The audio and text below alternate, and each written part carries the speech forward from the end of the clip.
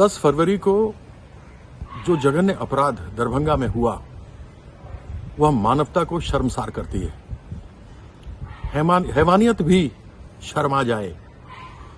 क्या ये महज संयोग था कि जब 10 तारीख को इस हत्याकांड को अंजाम दिया जा रहा था और पुलिस को एक दिन पहले ही सीसीटीवी कवरेज दे दी गई थी, एसएसपी को दे दिया गया था, थाने को दे दिया गया था, उस समय जब यह कृत हो रहा था तब 10 मिनट के लिए बिजली भी चली जाती है?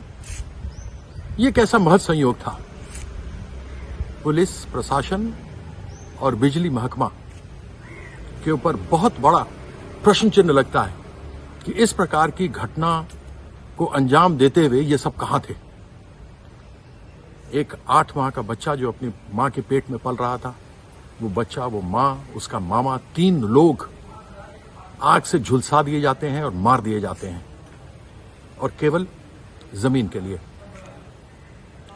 जिस आदमी ने जमीन खरीदी थी वो जा सकता था, एक नोटिस अपने वकील के माध्यम से दिला सकता था कि मैंने ये जमीन खरीद ली है, थाने में वो रिपोर्ट लिखवा सकता था और 2-3 महीने का उनको समय दे सकता था। यह कानूनी प्रक्रिया कोई भी कर सकता है, लेकिन मंशा कुछ और थी। महाराजा धीराज दरभंगा ने दे दिया था और ये 4 नंबर कुमार सुबेश्वर सिंह, जो स्टेट को देखने के लिए महाराजा धीराज कमेश्वर सिंह जी ने जिनको रखा था, उनके नाम से था। उन्होंने अपने साड़ू को वहां पर बसाया था, उनके परिवार को रखा था, जो खुद एक समय के नामी गरामी अखबार इंडियन नेशन और आर्यावर्त में काम किया करते थे, एक अच्छे ओहदे पर थे। लेकिन जिस प्रकार से यह अंजाम दिया गया, जनप्रतिनिधि सामने नहीं आए, किसी के मुंह से चू तक नहीं निकली,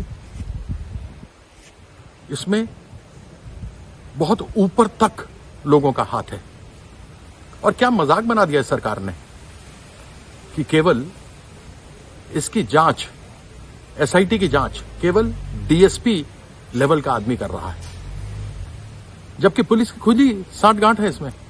एसएसपी को मालूम था, उसके पास सीसीटीवी कवरेज है, थाने में रपट लिखवाई गई है, थानाधिकारी को आप सिर्फ सस्पेंड करते हैं, जबकि उसको निकाल देना चाहिए था नौकरी से। 302 का तुरंत मुकदमा दायर होना चाहिए था और कार्रवाई शुरू हो जानी चाहिए थी। आप तुरंत तो पकड़ते नहीं, चुपचाप बैठे रहते हैं। जब देखते हैं कि मीडिया के अंदर बात बहुत ज्यादा फैल रही है, तब आप कार्य करने को शुरू करते हैं। यह जांच अगर होनी चाहिए, आपने क्यों नहीं आवाज उठाई? जब आप वोट मांगने लोगों से जाते हैं, आप जीतते हैं, तो फिर आप यह नहीं देखते कि उसने किसको वोट दिया है, वो किस जाति का है, वो किस धर्म का है, वो इंसान है। इंसानियत के नाम पर, मानवता के नाम पर आपको उनके लिए लड़ाई लड़नी चाहिए। जब कभी इस प्रकार के अपराध पूरे बिहार में होते हैं, जो लगातार हो रहे हैं, नीतीश कुमार जी का नाम लिया जाता है। हाँ, नीतीश कुमार जी जिम्मेवार हैं, लेकिन डबल इंजन की सरकार क्यों नहीं कही जाती? शर्म की बात है कि जनप्रतिनिधियों ने भी केवल जाकर वहां पर अपना चेहरा दिखाया और वापस आ गए, और इसके ऊपर कार्रवाई, कठोर से कठोर कार्रवाई होनी चाहिए, उसके बारे में कुछ नहीं कहा।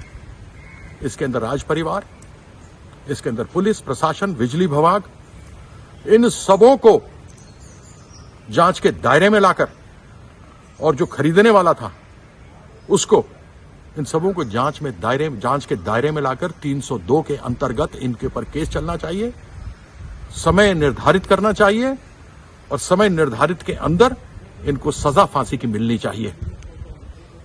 यह हमारे में से किसी के साथ भी हो सकता था। यदि खुलेआम पुलिस को जानने के बाद भी इस प्रकार से हो रहा है, तो आपके साथ भी हो सकता है, हमारे साथ भी हो सकता है। परिवार परिवार होता है। इसलिए हम चाहते हैं कि जल्दी से जल्दी इसके ऊपर कार्रवाई हो और इसकी कड़ी निंदा होनी चाहिए।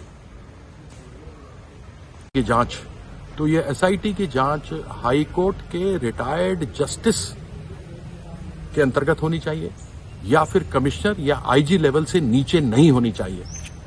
अन्यथा डीएसपी वो क्या करेगा? साथ ही साथ टाइम बाउंड होना चाहिए, समय निर्धारित किया जाना चाहिए। उस तरीके से नहीं जिस प्रकार से मुजफ्फरपुर बालिका कांड हुआ था, वो चले जा रहा है कितने सालों से, सृजन कांड चले जा रहा है सीबीआई में कितने सालों से। हम ये चाहते हैं कि तुरंत इसके ऊपर कार्रवाई होनी चाहिए। इसके ऊपर जो 3 नाम मैंने बताए उनको बिठाना चाहिए। साथ ही साथ आपको एक और जानकारी दे दूं, मैं भी छानबीन कर रहा था। पिछले वर्ष 9 फरवरी 2021 को माननीय उच्च न्यायालय कलकत्ता ने कहा था, और उन्होंने जो यहां के 3 लोग थे जो कमेटी में बैठते थे उनको भंग कर दिया था, और भंग करने के बाद नई कमेटी दी थी। साथ ही साथ उसके एक सदस्य जो छोटे राजकुमार हैं उनके ऊपर 10 लाख रुपए का जुर्माना लगाया था, क्योंकि उन्होंने कोर्ट की अवमानना की थी। उनके माध्यम से ये जमीन बिकी। उनकी अपनी सगी मौसेरी बहन, उसके पेट में बच्चा, उनका अपना मौसेरा भाई प्राणों की आहूति दे गए। उनका कत्ल कर दिया गया, उनको जिंदा जला दिया गया। इसलिए इन सबों के साथ